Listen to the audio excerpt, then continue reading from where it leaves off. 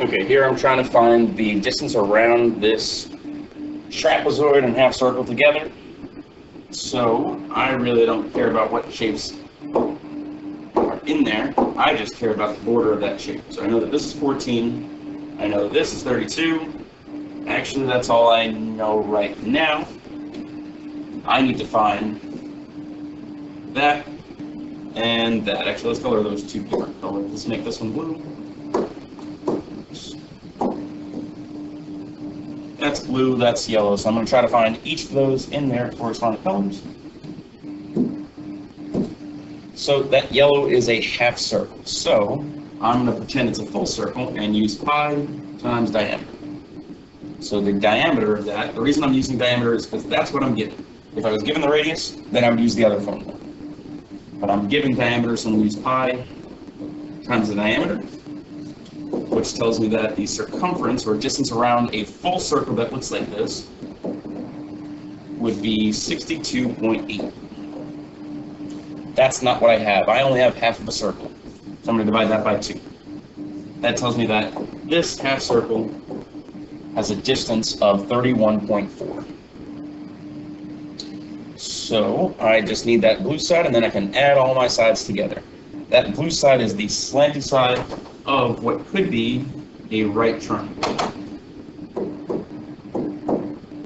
That side, this side, and this side can be formed into a right triangle, and that's really helpful because Pythagorean theorem can find the missing side of a right triangle.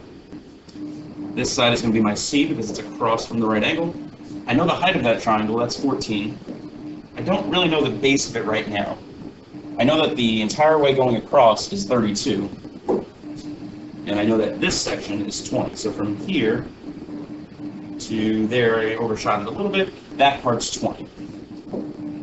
To find this section, I'm going to do 32 minus 20 and get 12. So in this triangle, I have a height of 14, a base of 12.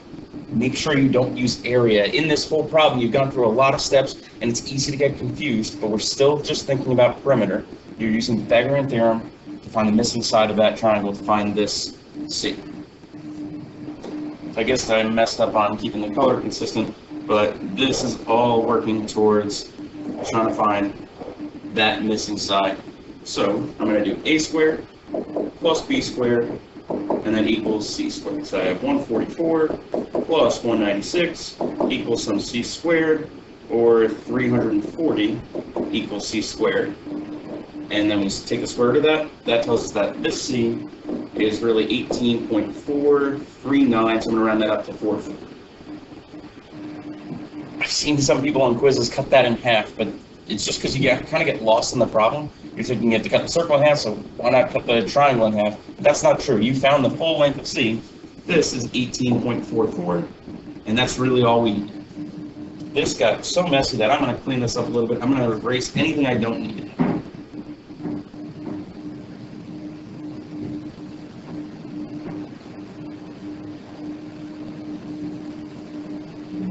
So these are the sides that are left over that I need to add together.